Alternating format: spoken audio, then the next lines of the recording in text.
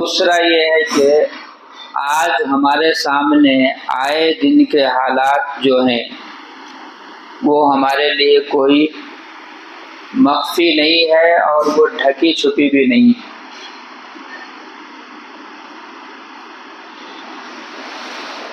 میں کون سے حالات آپ کے سامنے رکھوں، آپ خود جانتے ہیں کہ ملک کا رخ اس طرف کس طرح موڑ لے رہا ہے۔ بس اللہ تعالیٰ کا کرم ہو اور اللہ کی طرف سے ہمارے اوپر اگر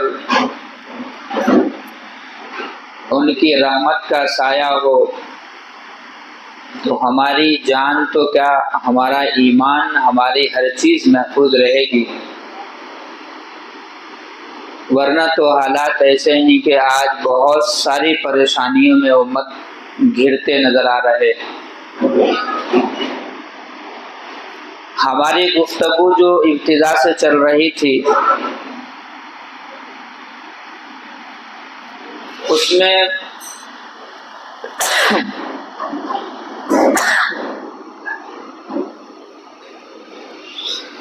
موجودہ مختلف فتنوں کا تھا۔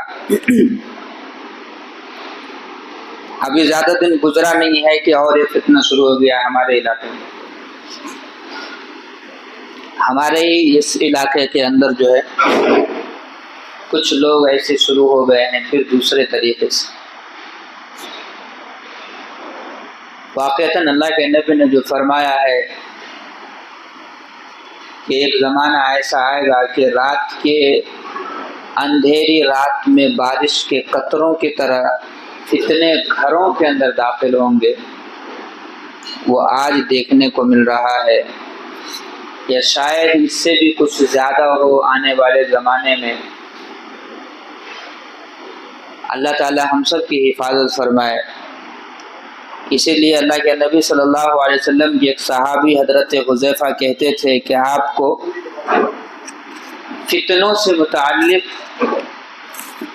جو بھی فتنہ پیدا کرنے والے ہیں ان سب کے نام، خاندان، سب کچھ حضور علیہ الصلوۃ والسلام ان کو بتائے۔ میں غالباً فتنوں کے بارے میں بتا چکا ہوں کہ فتنہ ہے کیا چیز۔ ایمان کو لوٹنے والا بھی فتنہ کہلاتا ہے، مال اور اولاد بھی فتنہ کہلاتا ہے، جیسا کہ اللہ کے نبی نے فرمایا اور کتابوں میں لکھا ہے کہ المال والبنون فتنہ، مال اور اولاد جو ہے یہ بھی فتنہ ہے۔ جب یہ دین کی خدمات سے اور اللہ کے احکامات کے ادا کرنے سے رکاوٹ ہو جائے، روک دے، تو اس وقت میں یہ ہمارے لیے فتنہ بن جاتا ہے۔ اس کے علاوہ دنیا میں بھی بہت سارے فتنے پیدا کرنے کے لیے ہیں، لڑائی جھگڑا اس کو بھی فتنہ کہتے ہیں، قتل و قتال اس کو بھی فتنہ کہتے ہیں، ایک دوسرے سے لڑا دینا، کسی کو یہ کر دینا، وہ بھی فتنہ کہلاتا ہے۔ سب سے زیادہ خطرناک جو ہے اس وقت میں یا ہمیشہ سے، وہ ایمان کو ختم کرنے والا، اسی کو سب سے زیادہ لوگ یاد کرتے ہیں۔ میں اور کتنا بتاؤں کہ ایمان کی مضبوطی کے لیے ہمیں کیا کرنا چاہیے۔ میرے سے زیادہ آپ حضرات جانتے ہیں اس بات کو، عمر ہمارے سے زیادہ آپ کی ہے، لیکن بڑا افسوس ہوتا ہے میں اپنے اساتذہ کو یا پھر اپنے اکابر علماء کرام کو جب سناتا ہوں تو وہ بڑے حیران ہوتے ہیں، جانتے ہوئے سمجھتے ہوئے کیسے لوگ اس فتنہ میں چلے جا رہے ہیں، کیسے لوگوں کی باتوں میں الجھ جا رہے ہیں، کیسے دوسروں کی بات میں آ جا رہے ہیں۔ کیا ہو گیا ہمارے دلوں کے اوپر؟ کیوں سمجھ نہیں پا رہے؟ کیا ہمیں سمجھ نہیں ہے یا سمجھ ہے جان بوجھ کے کر رہے ہیں؟ بہت افسوس کرتے ہیں۔ تو قرآن کی آیات بھی ہے، اللہ نے کیا فرمایا کہ ثم قست قلوبکم من بعد ذلک فہی کالحجارہ۔ جب اللہ تعالیٰ کسی کے دل پہ مہر لگا دیتا ہے نا تو وہ دل ایسا ہو جاتا ہے کہ جیسے کہ وہ پتھر ہو گیا ہے، اس پتھر پہ کوئی پانی کا قطرہ یا سمندر کا پانی بھی اثر نہیں کرتا ہے، پورا پانی ڈال دیجیے آپ اس کے اوپر، کبھی اس کے اوپر کوئی ہریالی نہیں نکل سکتی۔ اور 2-3 قطرے آپ زمین کے جو نمی ہے، نرم زمین ہے، اس زمین کے اوپر آپ 2-3 قطرہ بھی گرا دیں یا کوئی دانہ لگا دیں وہاں پر، تو فوراً اس میں سے کچھ نہ کچھ جو ہے اناج نکل آتا ہے۔ تو یہ اللہ نے خود قرآن میں فرمایا ہے۔ اب یہ دل کی کیفیت کو بدلنے والا رب ہے، دل کی کیفیت کو اور دلوں کی حالت کو بدلنے والا کی ذات جو ہے وہ اللہ کی ذات ہے، دوسرا کوئی نہیں بدل سکتا۔ تو اسی لیے ہمیشہ اللہ سے، اللہ کے نبی علیہ السلام کی سنت کے مطابق دعائیں مانگنا چاہیے۔ حضور علیہ السلام روزانہ 100 مرتبہ اللہ سے توبہ کرتے تھے، 100 مرتبہ اللہ کے سامنے اللہ کے نبی صلی اللہ علیہ وسلم اپنے آپ کو پیش کر کے کہتے اللہ مجھے معاف کر دے، اور استغفار کیا کرتے تھے۔ آج ہم کتنے مرتبہ اللہ سے استغفار کر رہے ہیں ہمیں معلوم ہے۔ اللہ کے نبی صلی اللہ علیہ وسلم بجائے معصوم ہونے کے توبہ کر رہے ہیں اور خود کہہ رہے ہیں کہ میں بھی 100 مرتبہ کرتا ہوں مجھے۔ تو ہمارے لیے تو ضروری ہے، نہ جانے کون سی چیز ہم دیکھ کر کے دلوں کی حال بدل جائے، کون سی بات بول کر کے ہمارے دل کی کیفیت بدل جائے اور اسی وجہ سے ہمارا ایمان بھی ختم ہو جائے، ہم نہیں جانتے ہیں اس بات کو۔ اسی لیے ضروری ہے ہمیشہ، چاہے گناہ ہو یا نہ ہو، مجھے معلوم ہو یا نہ معلوم ہو، انسان اپنے مقام تک جہاں کا اللہ نے مقام و مرتبہ رکھا ہے اس تک نہیں پہنچ سکتا ہے یوں ہی اپنی عبادات سے، ریاضات سے۔ تو اللہ تعالیٰ نے ایک راستہ بنا کے رکھا ہے کہ جب بندہ اللہ سے مانگتا ہے اور معافی مانگتا ہے، پھر اللہ تعالیٰ کا شکر ادا کرتے ہوئے اللہ کے سامنے اپنے آپ کو پیش کرتا ہے، میرے 1000 توبہ، میرے 1000 عبادتیں میری کوئی اللہ کے حکم کے بغیر قبول نہیں ہو سکتی ہے، اور اللہ چاہے تو ہی وہ قبول ہو سکتی ہے، ورنہ تو وہ بھی ضائع ہو جاتی ہے۔ اللہ کے سامنے ہمیشہ اپنے آپ کو عاجز بنا کے پیش کرنا اللہ اس بندے کو بہت پسند کرتا ہے۔ تو میں گزشتہ سے بتاتا ہوا آ رہا ہوں، فتنوں کا دور چل رہا ہے، اپنے آپ کو، اپنے گھر والوں کو، اپنے رشتہ داروں کو، اپنے دوست احباب کو ضرور ان فتنوں سے بچائیے۔ کبھی کبھی ہمارے دل میں کیا خیال آتا ہے، میرے گھر کے بازو والا پڑوس ہے، ان کا بچہ گیا ہے، وہ آدمی چلا گیا ہے، مجھے کیا فرق پڑتا ہے اس سے، میرا بچہ تو سیف ہے، میں تو سیف ہوں، میرے گھر میں سب سیف ہیں۔ نہیں، ہم نے یہ سوچ آج جو یہاں تک لا کے کھڑا کیا ہے، اس کا ایک جو ہے نقصان اتنا بڑا ہوتا ہے کہ ہم نے جان بوجھ کر کے ایک غلطی کو دیکھتے ہوئے بھی اس پہ نکیر نہیں کیا، جس کا حکم ہمیں قرآن دیتا ہے کہ وَتَنْهَوْنَ عَنِ الْمُنْكَرِ، برائی سے تم روکنے والے ہو، تم ایسی قوم ہو، تم ایسی امت ہو جو دوسروں کو گناہوں سے روک سکتے ہو، تم روکو۔ اللہ نے ہم کو حکم دیا ہے وَتَنْهَوْنَ، تم روکو۔ اور اللہ تعالیٰ یہ بھی نہیں کہا ہے کہ تم چاہو تو روک لینا، چاہے تو نہیں روکنا۔ تأمرون بالمعروف وتنہون عن المنکر، اللہ نے خود فرمایا ہے اچھائی کا حکم بھی کرتے رہو اور برائی سے بھی روکتے رہو۔ اچھائی کے حکم سے کیا فائدہ ہوتا ہے وہ بھی اللہ نے ایک جگہ قرآن میں فرمایا ہے، فذکر فإن الذکریٰ تنفع المؤمنین۔ تم کیا سمجھ رہے ہو کہ بھلائی کا حکم کرنے سے فائدہ نہیں ہوگا؟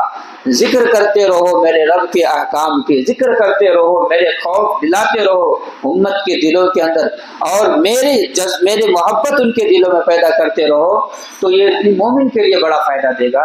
یہ بھی اللہ ہی فرماتا ہے وَتَنْهَوْنَ عَنِ الْمُنْكَرِ، جو اللہ نے فرمایا اگر ہم برائی سے ان کو روکیں گے تو کل کے دن میرا بچہ انہیں کے ساتھ جب جوڑ میں جائے گا تو سوچے گا کہ نہیں مجھے روک دیا گیا ہے، اب تو اس کی عادت میرے بچے کے اندر نہیں آئے گی۔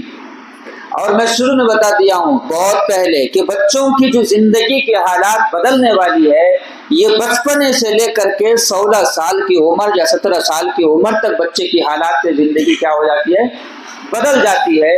اس کے بعد بچہ خود اپنے مائنڈ سیٹ اپ سے چلتا ہے، اس کے بعد سیکھنے کے ان کو لوگوں کو دیکھ کر کے سیکھنے کی زیادہ ضرورت نہیں پڑتی ہے۔ اب وہ سب کچھ جو سیکھنا ہوتا ہے جتنی ان کو ضرورت ہوتی ہے، پختہ ہونے کا ہوتا ہے، وہ چیز سیکھ چکا ہوتا ہے اپنی زندگی بسر کرنے کے حد تک۔ اب اس زندگی میں وہ اچھائی سیکھا ہے تو ان کی زندگی سے اچھائی جھلکے گی، اگر برائی سیکھا ہے تو لوگوں کو بھی برا بناتے ہوئے اپنی زندگی کی برائی کو لوگوں کے سامنے ظاہر کرے گا۔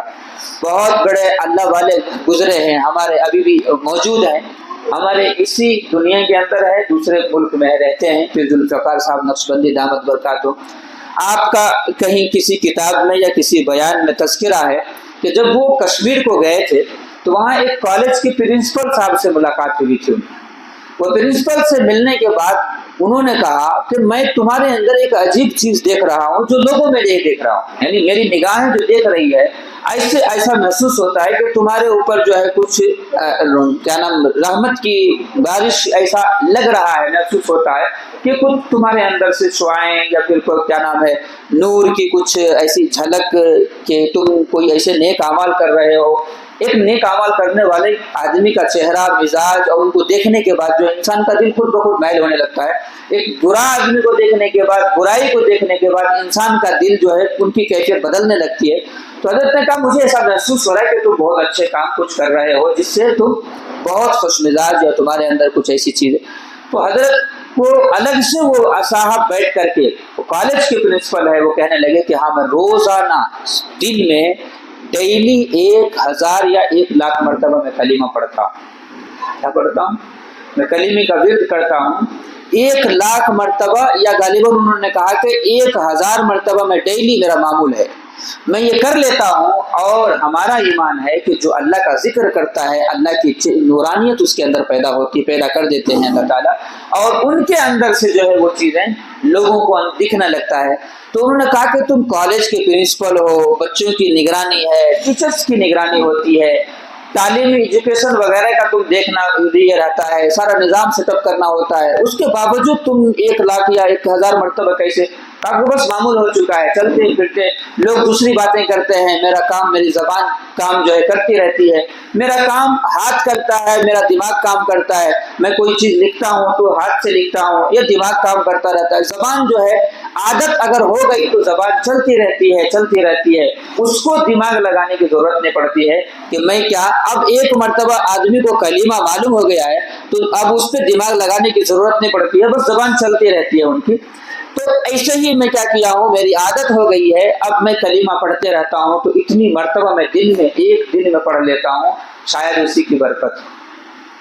تو آج بھی اس کے دل کے اندر جو ہے یہی چیزیں پیدا ہونے والی ہیں۔ اور اگر ہم برائی کے خیالات کریں گے، برائی کے ساتھ میں رہیں گے، بروں کے ساتھ میں رہیں گے، کہ جو آدمی جس جگہ میں رہتا ہے اس کا اثر ہوتا ہے۔ آپ کباب کی دکان پہ چلے جائیے جہاں کباب تل رہا ہو اور ذرا قریب ہو کر کے کھڑے ہو جائیے تو اس کے اندر جو کڑھائی میں تیل ہے وہ تیل اڑ کر کے کپڑے پہ پڑنا ہی ہے۔ اسی طرح سے آپ چکن کی دکان میں چلے جائیے جو قطرتے رہتے ہیں، یا مٹن کی دکان میں، آپ تھوڑا قریب ہو کے کھڑے ہو جائیے تو آپ کے کپڑے بھی رنگین ہونا شروع ہو جائیں گے، چھوٹے چھوٹے دھبے لگنا شروع ہوں گے۔ کیوں؟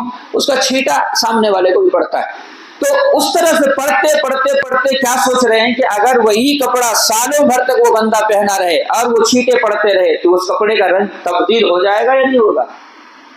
پورا کا پورا کپڑا ہی رنگ سے بدل جائے گا۔ ایسے ہی ہمارے دلوں کی حال بھی ہے، ہم جس جگہ میں جس ماحول میں رہیں گے ہوتے بندہ جو ہے اسی ماحول کا ہو جاتا ہے۔ اب اس آدمی کو محسوس نہیں ہوتا ہے کہ میں کس میں ہوں اور میں پہلے کیسا تھا، بس ایک عادت ہو جاتی ہے ان کو، اب اسی عادت میں چلنا شروع ہو جاتا ہے۔ تو یہی حال ہمارا بھی ہے۔ اللہ نے کیا فرمایا؟ فذکر فإن الذکریٰ تنفع المؤمنین، تم اچھائی کے، میرے احکامات کے ہر چیز کا تذکرہ مومن بندوں کے سامنے کرو جس سے ان کا دل تازہ ہو جائے، تو اللہ کے بندوں کو یہ بڑا فائدہ دیتا ہے، اللہ کے بندوں کو یہ بڑا فائدہ دیتا ہے۔ اسی لیے میرے بھائیوں، ہمیں ہمیشہ کسی بھی ماحول میں رہے، میں بار بار یہی بات کہتا ہوں، آپ مسجد کے ماحول میں آتے ہیں تو کتنا سکون لگتا ہے آپ کو۔ کیوں؟ اس لیے کہ میں خود بھی نہیں بات کرتا ہوں، آپ بھی نہیں بات کرتے ہیں، وہ بھی نہیں بات کرتے، یہ ہم سب کا خیال ہوتا ہے۔ جب ہم کوئی بات نہیں کرتے ہیں تو ہمارا خیال اللہ کی طرف ہوتا ہے کہ بھئی مسجد میں ہے۔ اب اگر ہم دوسری باتیں کرنا شروع کر دیں تو پھر اس کے بعد ایک دوسرے ساتھی روکتے بھی ہیں، بھئی مسجد میں ہے ذرا احترام کرو۔ یہی حال، یہی ماحول اگر ہم باہر کا بنا دیں، کیونکہ اللہ تو ہمارے لیے ساری زمین کو سجدہ کا بنایا ہے۔ اللہ کے نبی نے کیا فرمایا کہ پوری زمین کو اللہ نے میرے لیے مسجد بنا دیا ہے، میں جہاں چاہوں پاک ہے اگر تو سجدہ کر سکتا ہوں، وہ بھی میرے لیے مسجد ہے، ہر جگہ میں سجدہ اللہ کی عبادت کر سکتا ہوں۔ تو یہ ماحول ہم باہر کیوں نہیں بنا پا رہے ہیں، یا باہر ایسا ماحول کیوں نہیں بن پا رہا ہے؟ یہی وجہ ہے کہ ہم ایسا ماحول بنانے سے یا تو ڈرتے ہیں یا جھجکتے ہیں کہ میرے اندر غلطی ہے، لوگ کیا کہیں گے، یا پھر میں کرنے گیا تو لوگ چھیڑیں گے، یا میں کیا ملا تھا میں کرنے کے لیے، دوسرے بھی تو کر سکتے ہیں۔ یہ چند چیزیں ہمارے ذہن میں، یہ بھی ہماری طاقت نہیں ہے، شیطان یہ کرواتا ہے۔ میں کہا نا شروع میں کہ انسان کا مجال نہیں، انسان جس کو اللہ نے بنایا ہے، پیدا کیا ہے، مجال نہیں ہے کہ وہ خلاف کا کام کر سکے اگر یہ شیطان نہ ہوتا، اگر یہ نفس امارہ نہ ہوتے۔ تو اللہ تعالیٰ نے شیطان کو بھیجا مقابلے کے لیے، کمپٹیشن ہو تبھی تو مزہ آتا ہے۔ تو ہماری نیکیاں اور سامنے کا شیطان، یہ دونوں کے درمیان کمپٹیشن چل رہا ہے۔ جب ہم ان سے مقابلے میں جیت گئے تو ہم واقعتاً اپنے نفس پہ مکمل قابو کرنے والے ہو جائیں گے، ورنہ تو ہم مکمل قابو کرنے والوں میں سے کمزور شمار ہو گے، قابو کرنے تو دور کی بات ہے۔ تو میرے بھائیوں، میں جو کہہ رہا تھا کہ ابھی ہمارے سامنے کئی چیلنجز ہیں، میں آپ کے سامنے 15 منٹ میں کون سے چیلنج کو بتاؤں، صرف اشارہ کرتا ہوں، نام بتا دیتا ہوں، آپ آگے سمجھنے والے ہیں، تھوڑا غور کیجئے گا۔ اللہ خود قرآن میں فرماتے ہیں کہ میری ہر چیز میں تم غور کر کے تو دیکھو، افلا تدبرون، تم سوچتے کیوں نہیں ہو؟ کسی بھی چیز کو دیکھو، یہ بھی اللہ کی تخلیق ہے۔ اللہ کی یاد میں ایسا گم ہو جاؤ کہ ساری دنیا کٹ جائے۔ اللہ کے نبی علیہ السلام فرماتے ہیں کہ جب اللہ کے نبی کے اوپر وحی آنا شروع ہوتی تھی، قرآن پاک کی آیتیں نازل ہونا شروع ہوتی تھی، تو حضور صلی اللہ علیہ وسلم ساری دنیا سے کٹ جاتے تھے، دنیا میں کیا ہو رہا ہے کچھ پتہ نہیں چلتا، بس حضور علیہ السلام اللہ کے سامنے مکمل۔ اور شروع میں تو ایسا ہوتا تھا جب قرآن کی آیتیں نازل ہوتی تھی تو اللہ کے نبی خود پڑھنے لگتے تھے، جو جلدی حضرت جبرائیل علیہ السلام کے ساتھ میں پڑھتے تھے تاکہ وہ قرآن کی آیت ہمیں یاد ہو جائے۔ تو اللہ نے خود تسلی دی اللہ کے نبی علیہ السلام کو کہ اللہ خود فرماتے ہیں کہ لا تحرک لسانک لتعجل بہ، آپ جلدی نہ کیجیے اور جلدی میں اپنی زبان کو نہ ہلائیے قرآن کے پڑھنے میں کہ جلدی میں یاد ہو جائے۔ اِنَّ عَلَيْنَا جَمْعَهُ قرآن، اللہ کہتا ہے میری ذمہ داری ہے آپ کے سینے میں قرآن کی حفاظت کروانا، یہ میری ذمہ داری ہے، میں آپ کے سینے میں قرآن کو محفوظ کر دوں گا، آپ جلدی نہ ہلائیے زبان کو، اطمینان سے سن لیجیے۔ اللہ تعالیٰ اپنے نبی کو فرما، ایسے ہی یہ قرآن اطمینان سے، جس طریقے سے ہم دھن سوار ہو جاتا ہے اور جب بندہ کسی بھی کام میں لگ جاتا ہے اسی کی طرف مکمل توجہ ہوتا ہے، اگر توجہ ادھر ادھر بٹی تو پھر کیا ہوتا ہے، گڑبڑی ہوتی ہے۔ اور اس کی تو زندہ مثال ہے، نیشنل ہائی وے پہ بیٹھے ہوئے ہیں، ٹو ویلر میں ہے یا کار میں ہی ہے، تھوڑی دیر کے لیے اگر آنکھ بھی بند ہوگی تو ساری آنکھ ہمیشہ کے لیے بند ہو جاتی ہے، یا پھر تھوڑی دیر کے لیے بھی اگر دماغ ادھر ادھر گیا اور بریک کے بجائے اسلیٹر پہ پاؤں رکھ کر کے دبا دیے تو رکنے کے بجائے گاڑی اور پریشر میں آ کر کے لا کے سامنے والوں کو بھی اور اپنے آپ کو بھی، تو تھوڑا دماغ ان بیلنس ہوگا، سب کچھ ختم ہو سکتی ہے، سب کچھ جا سکتی ہے۔ ایسے ہی کیوں ہم اللہ کی یاد میں تھوڑی دیر کیوں نہیں گزار سک رہے ہیں، کیوں نہیں لگا پا رہے ہیں تھوڑی دیر مکمل اللہ کی طرف توجہ کر کے؟ ادھر بھی ہے ادھر بھی ہے، تو وہ بہت اچھی مثال ہے، نہ خدا ہی ملا نہ وصال صنم، نہ ادھر کے رہے نہ ادھر کے رہے ہم، کہ ہم ہر چیز کو چاہتے ہیں کہ دنیا بھی میرے ہاتھ میں کھیلتا رہے اور ایسا کھیلے کہ جیسا دنیا میرے لیے دنیا ہی کی شکل میں آ جائے اور دین بھی میرے ہاتھ میں ہو جائے۔ تو اللہ نے کیا فرمایا، اللہ کے نبی نے فرمایا کہ دونوں میں سے کوئی ایک، یہ تو آگ ہے اور یہ پانی ہے، دونوں میں سے کسی ایک کو جمع کر سکتے ہیں، اگر دونوں کو ایک جگہ جمع کرنے کے لیے آئیں گے تو کبھی جمع نہیں ہوگا، یا تو آگ غالب آئے گی پانی کو جلائے گی، یا پانی غالب آئے گا آگ کو بجھائے گا، یہ دونوں میں سے کوئی نہ کوئی ایک ہو سکتا ہے۔ تو یہ چند جو بیلنس ہے، یہ ان بیلنس ہونے کے لیے ہم ذمہ دار ہیں۔ ہم اگر دونوں سے تھوڑی دیر کے لیے کٹ کر کے پوری دنیا سے، مجھے معلوم ہے ساری مصروفیات ہے، ساری پریشانیاں ہیں، بہت سارے ہیں، ہمارے سر کے اوپر بھی بہت ساری پریشانیاں ہیں، ذمہ داریاں بھی ہے، ہر چیز ہے، باوجود اس کے تھوڑی دیر کے لیے جب یہاں بیٹھتے ہیں تو تھوڑی دیر کے لیے سب کچھ کو چھوڑ دیں گے۔ اللہ میں نے سب کچھ کو چھوڑ دیا ہے تیرے یاد میں، سب کچھ کو بھولا دیا میں تیرے یاد میں۔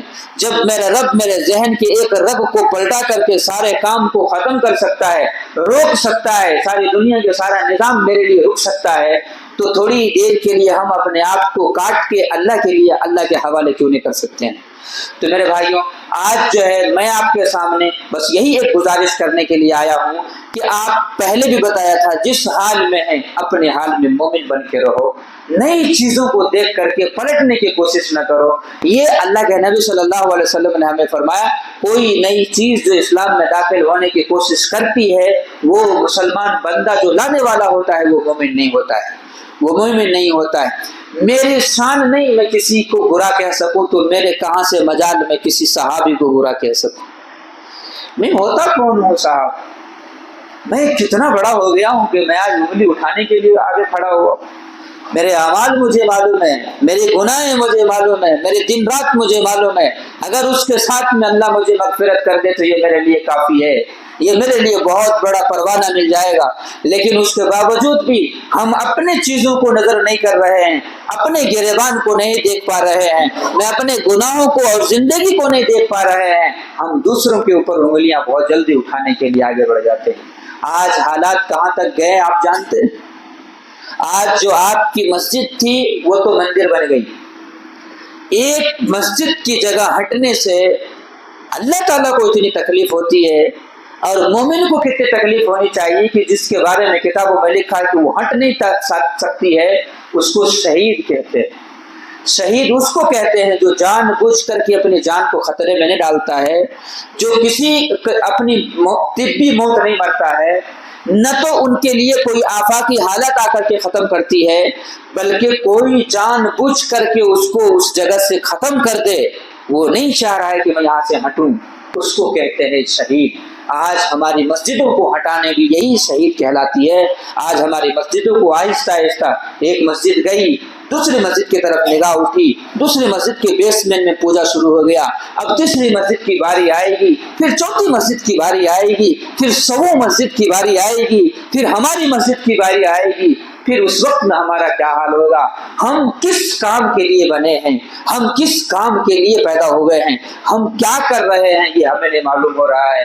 حالات ہمارے سامنے تبدیل ہوتا جا رہا ہے، اور اللہ کے نبی نے اللہ خود فرماتے ہیں کہ تم بدلنا نہیں چاہو گے تو میں بدل نہیں سکتا ہوں، تم بدلنے پہ آؤ گے تو میں ساری حالات بدل سکتا ہوں، میں ساری حالات کو بدل سکتا ہوں، یہ میرے رب کا وعدہ ہے۔ تم بدلنا میں کوشش نہیں کرو گے میں نے بدل سکتا ہوں، کوشش تمہیں کرنا ہے۔ اب ہمیں یہ نہیں کہنا ہے کہ میں مجبور ہوں، اللہ کے ہاتھ میں مجبور ہو چکا ہوں، مجھے اللہ جیسا کہے گا میں ویسا نہیں۔ اللہ مکمل آپ کو اختیار دیا ہے، مکمل اختیار اگر نہیں دیا ہوتا تو انسان جو اللہ جس کو حکم دیا ہے کہ شراب حرام ہے، وہ کھلے طور پر اپنے ہاتھ میں شراب اٹھا کر کے نہیں پینے کی طاقت رہتی، ان کی ہاتھ شل ہو جاتا، یا طاقت ختم ہو جاتی، یا شراب دودھ میں بدل جاتا، کچھ نہ کچھ ہو جاتا۔ لیکن اللہ نے مکمل اختیار دے دیا ہے کہ تو تیری زندگی جو 60 سال کی ہے اس میں نے تجھے مکمل اختیار دے چکا ہوں، اب اس زندگی میں اچھا کرے گا میرے سامنے تو اچھا ہو کر کے آئے گا، تیرے لیے میں خوشخبری کا ایک پروانہ رکھا ہوں، برا کر کے آئے گا تو بھی میں دیکھ رہا ہوں، تو برائی کے ساتھ آئے گا تو تیرے لیے ٹھکانہ الگ میں رکھا ہوں۔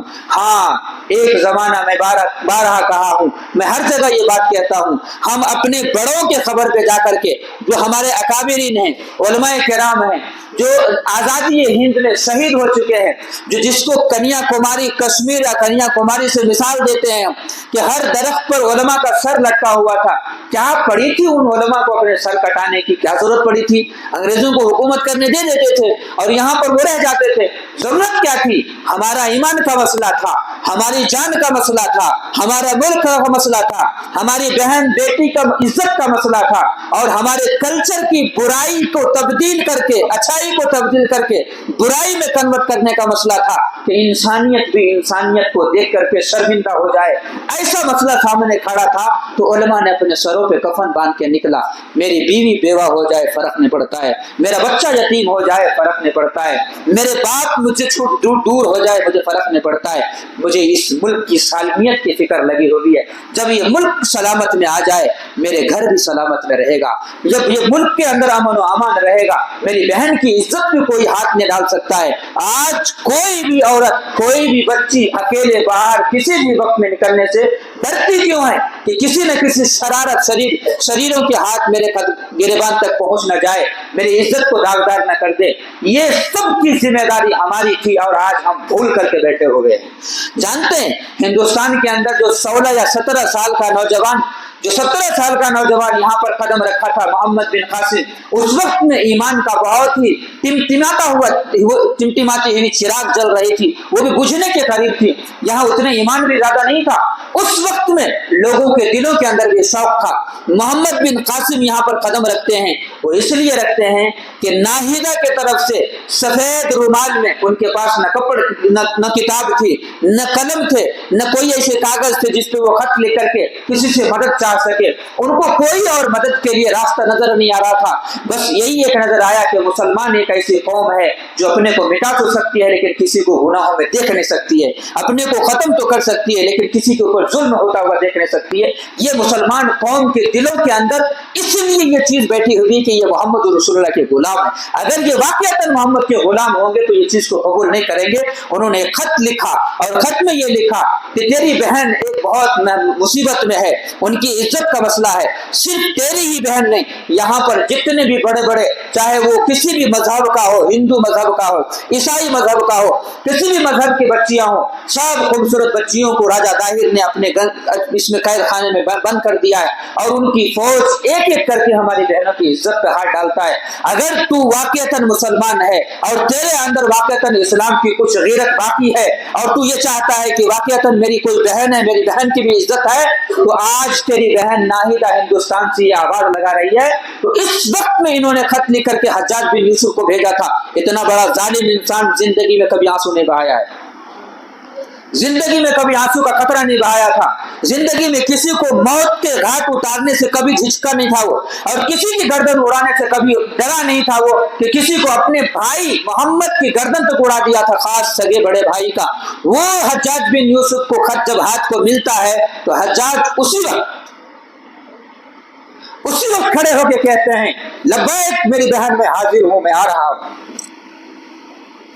तब मोहम्मद बिन कासिम को सामने खड़ा करके उसके बाद हज्जाज बिन यूसुफ बोले, जिंदगी में मुझे ये खत, पहली बार ये मुझे खत मिली जो मुझे रुलाया है। आज तक हज्जाज कभी किसी के सामने नाजिज हुआ, ना झुका है, ना आंसू गिराया है, इस खत ने मुझे रुला दिया है। ये वही सरजमीन है जिस पर मोहम्मद बिन कासिम की 17 साल की उम्र में पहला कदम पड़ता है।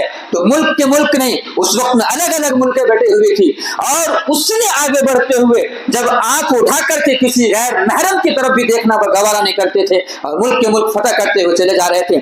फतह सिर्फ इसलिए करते थे कि सामने वाले को इनकी अदा इतनी पसंद आती थी, ये मोहम्मद रसूलुल्लाह के हकीकी गुलाम है, ये मोहम्मद रसूलुल्लाह के सच्चे गुलाम हैं, इनसे कोई बुराई की उम्मीद नहीं कर सकते हैं। तो राजा दाहिर की बीवी ने खुद मोहम्मद बिन कासिम को अपने महल में आने का रास्ता बताया था, तू आएगा तो मेरा मुल्क भी सलामती में रह जाएगा।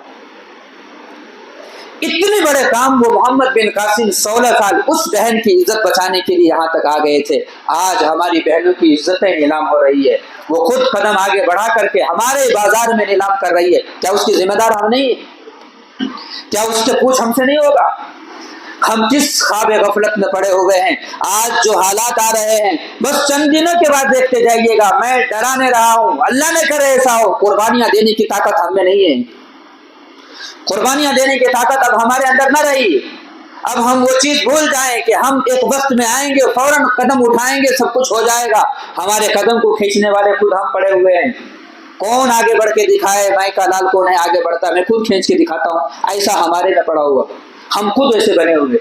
एक तरफ ये मसला चल रहा है, मुल्क के हालात तब्दील हो रहे हैं, दूसरे तरफ जो है मुल्क के अंदर के कानून बदलता जा रहा है। मैं शुरू में बताया था कि एक उनका जो है एक लेवल है, वो लेवल क्रॉस करने के बाद पूरे हिंदुस्तान के कानून को बदल देगा, हम कुछ नहीं कर पाएंगे। और हम क्या सोच रहे हैं कि हम ऐसा ही रहेंगे, हम ऐसा ही रहेंगे। माफी चाहता हूँ, बहुत माफी चाहते हुए मैं कह रहा हूँ, आप हजरात फिल्मों में देखे होंगे, सब कुछ देखे होंगे, लेकिन उसके अंदर जो कहानियां बनाई जाती है कि जिस तरह से राजा महाराजाओं के दौर के अंदर किस तरीके से लोगों को गुलामी के चक्की में पीसा जा रहा है, उससे भी बदतर हालत हो जाएगी। نہ تو ہم اللہ کا نام یاد کر سکیں گے، نہ ہم زمین پر اللہ کی عبادت صحیح سے کر پائیں گے، نہ کھلے طور پر ہم اپنے بچوں کو پڑھا پائیں گے، نہ اپنے بچوں کی عزت بچا پائیں گے، نہ اپنے گھر کو چلا پائیں گے۔ کسی کی غلامی میں رہنا پڑے گا، وہ کہے گا کھانے کے لیے تو کھانا پڑے گا، اٹھنے کے لیے تو اٹھنا پڑے گا۔ اس حالات میں ملک کے حالات کو رخ بدلنے کی کوشش کی جا رہی ہے، اور ایسے ہی تبدیلیاں ہونے کے اوپر جو ہے وہ قوم مردہ قوم ہے جس کو اپنی تاریخ نہیں معلوم ہے، جن کو اپنے آباء و اجداد کی تاریخ نہیں معلوم ہے۔ میں تو یہ سب حالات بتانے کے لیے وقت نہیں ہے کہ ان سب حالات کے اوپر میں آپ حضرات کو تھوڑا سا بھی تیار ہو جائے، آپ حضرات کہ ملک کے قانون کو پڑھیں گے، ملک کی دستور کو پڑھیں گے، اس چیز کو عام کریں گے، اس سے کیا فائدہ نہیں ہوگا وہ سوچ چھوڑ دیجیے، اتنا فائدہ ہوگا اس سے کہ آپ سوچ لے سکتے ہیں۔ آپ نہیں کر پائیں گے کام، تو جس کے اندر اللہ نے جذبہ دیا ہے وہ نوجوان کھڑے ہو کر کے کام کرے گا۔ آج وہ نوجوان جو کہیں غلط راستے پر کھڑا ہوا ہے، آپ ان کو غلط کہہ رہے ہیں، میں ان کو صحیح کہتا ہوں، میں ایک تنہا انسان میں اس کو صحیح کہتا ہوں، جس کو آپ دوسرے نام سے جانتے ہیں کہ یہ برابر انسان نہیں ہے، یہ فلاں انسان ہے، میں اس کو صحیح کہتا ہوں اس لیے کہ آپ نے صحیح راستہ نہیں دکھایا، اس لیے وہ غلط راستے پر گئے۔ اگر ہم ان کو صحیح راستے، ان کے اندر میں بتایا تھا ایک چلبلا پن ہوتا ہے، ایک جذبہ ہوتا ہے، مجھے کچھ کرنا ہے، ہم صحیح راستہ نہیں دکھائے تو کسی کے ساتھ جا کر کے وہ گینگ بن گئی، وہ جوڑ بن گیا، وہ یہ ہو گیا۔ میں کہتا ہوں یہ لوگ کیوں؟ اس لیے کہ ہم نے رہنمائی نہیں کی۔ آج ہم ان کو برا کہتے ہیں، ان سے برے ہم ہیں، ان سے برے ہم ہیں کہ جو اللہ نے خود کہا کہ برائی سے روکنے کا حکم میں دیتا ہوں، تم نے روکا نہیں۔ اس لیے میرے بھائیوں میں یہ سب تذکرے کے لیے آج وقت نہیں ہے۔ دوسرے طرف ہمارے طرف جو ایک فتنہ چل رہا ہے، کوئی انجینئر مرزا علی محمد کو کہتا ہے، کیسے کیسے صحابہ کے سامنے، میں کہتا ہوں کیسا مانتے ہیں صاحب، کیا حساب سے ان کو سمجھ رہے، مجھے یہ سمجھ نہیں آ رہی بات۔ ایک مولوی صاحب ممبر پہ بیٹھ کر کے اگر تھوڑی سی بھی کوئی غلط بات بول دیے تو ممبر سے اٹھا کر باہر ذلیل کر کے بھیج دیتے ہیں۔ ایک آدمی وہاں سے بیٹھ کر کے ایمان کو ختم کر رہا ہے، اس کو چھوڑنے نہیں ہو رہا۔ کیسا دور آ گیا، کیسا وقت آ گیا ہے ہمارے سامنے۔ آج ایک مسئلہ وہ چل رہا ہے، دوسرا صحابہ کے اوپر انگلیاں اٹھا رہے ہیں، اور صحابہ کے بارے میں ہمیں تعلیم دینے والا وہ شخص ہے جو صحابہ کو نہیں جانتا ہے، اس سے ہم علم حاصل کرنے کے لیے جا رہے ہیں۔ جو صحابہ کے بارے میں نہیں جانتا ہے ان سے ہم سیکھنے جا رہے ہیں۔ ایک مصیبت یہ ختم نہیں ہوئی تھی کہ اب ایک اور مصیبت شروع ہو گئی ہے۔ ابھی قریب میں یہی ہمارے محلے کے قریب میں ایک محلہ ہے، اس محلے کے اندر ایک آدمی ایک نظام السنہ کے نام سے ایک تنظیم چلا رہے، ان کا کہنا ہے 2027 میں قیامت آ جائے گی، صاف لکھا ہے وہ، جبکہ حضور بھی نہیں بتایا قیامت کب آئے گی۔ اللہ خود نے بولا ہے کہ کب قیامت آئے گی، اللہ کو معلوم۔ اگر یہ بات بتانی ہوتی تو حضور کو بتاتے، صرف اتنا ہی نہیں بولا ہے 2014 میں یہ ہوتا، 2015 میں ویسا ہوتا، 2016 میں ایسا ہوتا، وہ ہو سکے اٹک گیا تو ہاں دیکھ میں بولے سکا ہوا، وہ بولے سکا ہوا۔ شیطان ایسا کرتا ہے، کیا کرتا ہے، آسمان پہ پہنچتا ہے اور اللہ کے احکامات کے جو یہ ہوتے رہتے ہیں فرشتوں میں تقسیم ہوتے رہتے ہیں، تو اس کو تھوڑا ایک بات سن کر کے آ جاتا ہے تو لوگوں کو کاہنوں کو سناتا ہے، دیکھو آج یہ ہونے والا ہے، تو وہ پیشہ کوئی کرتا آج یہ ہونے والا ہے، تو لوگ سب ان کی طرف آ جاتے ہیں۔ یہ تو شیطانی کا کھیل ہے صاحب۔ تو اب یہ کہتا ہے کہ 2027 میں 20 کو 7 میں قیامت آنے والی ہے۔ اچھا یہاں تک کھڑتے نہیں، آگے کیا کہتے ہیں، تو پڑھ رہا ہے، کیا پڑھ رہا ہے، SLC، کیا ضرورت پڑھنے کی، 27 میں قیامت آ رہی، پڑھ کو کیا کرتا، کہتا اچھا ہے لوگوں کو اچھا نکالنے کا بعد کوئی کمپنی بنانے جا رہے ہیں، کیا ضرورت ہے، 27 میں قیامت آ رہی ہے۔ اٹک کے ایک آدمی یہیں کے رہنے والے، امریکہ میں پوری فیملی رہتی تھی، قریباً انہوں نے 20 کو 7 ایکڑ زمین خرید کے ان کے حوالے کر دی، پوری جائیداد اپنا بیچ ڈالے، گاڑی بھی بیچ دیے، سب کچھ بیچ کر کے ان کے حوالے کر دیے۔ یہ آدمی دکنی کوٹا میں زندہ ہے آج، میں کوئی ہوائی کی بات نہیں کر رہا ہوں، دکنی کوٹا تمل ناڈو میں جا کر کے ایک پہاڑ پہ 20 کو 7 ایکڑ زمین خرید لیا ہے اور اس کو چاروں طرف سے بونڈی ڈال دیا ہے، کوئی بھی وہاں نہیں جا سکتا ہے، وہ جگہ کا نام جنت کا ٹکڑا رکھا ہے۔ ایسے ماحول چل رہا ہے۔ یہ عقیدہ اگر ہمارے دل میں ہے تو میں کہہ رہا ہوں اللہ کے نبی نے کیا فرمایا، ایمان اتنا آسانی سے نکل جائے گا جتنا کہ گوندے ہوئے آٹے سے بال کو نکال لیا جاتا ہے۔ یہ فتنہ شروع ہوا ہے۔ تو میرے بھائیوں آج میں سارے نوجوانوں سے کہتا ہوں، آپ میرے بہت جگری، میں آپ کو بہت چاہتا ہوں، مجھے معلوم ہے آپ کا جو درد ہے میں اس کو سمجھتا ہوں، لیکن تھوڑی دیر کے لیے آپ اس امت کے درد کو سمجھو، اس دین کے درد کو لے کر کے بیٹھ جاؤ۔ اللہ کی قسم ایک قدم آپ اٹھاؤ گے 10 قدم امت اٹھانے والی ہے، 10 قدم اٹھانے والی۔ اگر آپ کی ہمت ٹوٹی تو یہ امت پہلے سے ٹوٹی ہوئی اور ٹوٹ جائے، اس لیے آپ سوچ کر کے قدم اٹھاؤ۔ میرے ایک ساتھی کہہ رہے تھے کہ مولانا جو ہے یہ کتابیں میرے لیے لاتے ہیں، ہاں مجھے فکر ہے، میرے نبی نے کہا ہے کہ مومن کا کام ہے مومن کا فکر کرنا، مجھے تو تمہارے ایمان کی فکر ہے، مجھے اللہ کی قسم تمہاری کسی چیز کی ضرورت نہیں، نہ آپ کو میرے سے کسی چیز کی ضرورت ہے۔ میں بھی یہاں صرف اس لیے بیٹھنے کے قابل ہوا ہوں کہ آپ کو اللہ کے نبی کی بات سنا سک رہا ہوں، اور آپ بھی مجھے اسی لیے سن رہے ہیں کہ میں اللہ ہی کے احکام سناتا ہوں۔ میری بات سنائے تو اللہ کی قسم آپ نے سنی، آپ نے سنی، ہاں مجھے فکر ہے، مجھے آپ سب کے، آپ کی اولاد کے اور آپ کے بھی ایمان کی فکر، میں اپنے بھی اپنی سب سے زیادہ فکر کر رہا ہوں کہ اللہ جو علم میرے سینے میں دیا ہے، اللہ میں اس علم کے ذریعے سے آپ کے نبی کا حکم جو ہے میرے بھائیوں کے ایمان کی حفاظت کا ذریعہ بننا ہے، اللہ مجھے اس کا ذریعہ بننے کے لیے چاہے میرے خون کا قطرہ بہانا پڑے مجھے قبول کر لینا، یہ میرا جذبہ۔ اس لیے میں آپ سب سے کہہ رہا ہوں، مجھے تو بہت دکھ ہو مولانا میرے لیے کتاب آتی، کتنی افسوس کی بات، تم ایمان سے ہٹ رہے، مجھے افسوس ہے تو کیا ہوگا؟ میرے نبی ایک یہودی کے جنازے میں ہوتے تھے، تم ایمان سے ہٹنا تو کیا مجھے درد نہیں ہوگا؟ اتنا بے درد تو نہیں ہو چکے نا میں۔ ہاں آپ اگر میرے ساتھ نہیں دے سکتے ہیں تو میرے مخالفت میں تو نہ کیجیے، اگر ساتھ دینے کی طاقت یا نہیں چاہتے ہیں چھوڑ دیجیے، کم از کم مخالفت تو نہ کیجیے۔ وہ بندہ کسی اور کو نبی مانتا ہے، مہدی مانتا ہے، کیسے برداشت کریں گے صاحب؟ جب ہمیں پورا علم نہیں ہے تو آپ کیسے کہہ سکتے ہیں کہ میرے پاس سب کچھ حاضر ہے، میں سب کچھ کو جانتا ہوں؟ میں آج بھی کہہ رہا ہوں، میں ابھی بھی، میں ہمیشہ کہتا رہوں گا، آپ چاہے جتنے بھی پڑھے لکھے ہو جائیں، دین کی جتنے بھی بات آپ کو معلوم ہو جائے، ایک سمندر ہے جس کو کوئی حاصل نہیں کر سکتا ہے مکمل، ایسا سمندر ہے جس کو مکمل کوئی حاصل نہیں کر سکتا ہے۔ ہاں جس دن آپ کو یہ لگے کہ میرے نبی کے، صحابہ کے، اہل بیت کے یا کسی بھی ولی کے بارے میں کوئی بات کہی جا رہی ہے جس ولی کو پوری دنیا مانتے ہیں، یا کسی امام کے بارے میں بات کہی جا رہی ہے، تو فوراً اپنی زبان کو خاموش کر لینا، فوراً اپنی نگاہوں کو جھکا لینا۔ یہی جھکانے کی ادا اگر اللہ کو پسند آ گیا تو میری ساری زندگی کے گناہوں کو اللہ معاف کر سکتا ہے۔ اس پہ کلام کرنے نہیں جانا کہ میں اس کو جانتا ہوں، اللہ کی قسم ہم لوگ خود، میرے استاد سے میں جب سوال کرتا ہوں تو فوراً جواب نہیں دیتے، کہتے کہ دیکھ کے بتاؤں گا بیٹا۔ ہمارے استاد خود کہتے ہیں دیکھ کے بتاؤں گا، حضرت آپ تو پڑھائے مجھے وہ کتاب، 30 سال تک آپ کتاب پڑھائے، پھر بھی میں دیکھ کے بتاؤں گا بیٹا۔ جب وہ خود دیکھ کر کے مجھے مسئلے بتا رہے ہیں تو ہم کون ہے کہ سڑک کسی کو مسئلے بتا کر کے کسی کو گناہوں میں اتار سکتے ہیں؟ ہو سکتا ہے اگر غلط ہو جائے تو کیا کریں گے بتائیے؟ اسی لیے میرے بھائیوں، میں تو آپ کو یہ حضرت امیر معاویہ کی ساری باتیں بتانے کے لیے آیا تھا، بس ایک بات بتا دیتا ہوں۔ حضرت امام احمد بن حنبل رحمۃ اللہ علیہ کا فتویٰ ہے، انہوں نے فرمایا کہ امام مسلم رحمۃ اللہ علیہ کے قول کو نقل کرتے ہوئے انہوں نے فرمایا ہے کہ جو شخص حضرت معاویہ کو گالی دیتا ہے اس کے پیچھے نماز بھی نہیں پڑھنا، اس کی عزت بھی نہیں کرنا۔ یہ فتویٰ حضرت امام احمد بن حنبل رحمۃ اللہ علیہ۔ اور حضرت عمر بن عبدالعزیز رحمۃ اللہ علیہ سے کسی نے جب پوچھا کہ تم اچھے ہو، اور عمر بن عبدالعزیز صحابہ سے پڑھے ہوئے تابعین، تم اچھے یا امیر معاویہ اچھے ہیں؟ تو حضرت عمر بن عبدالعزیز رحمۃ اللہ علیہ غصے میں بولے ہزاروں عبدالعزیز سے بہتر حضرت معاویہ ہے۔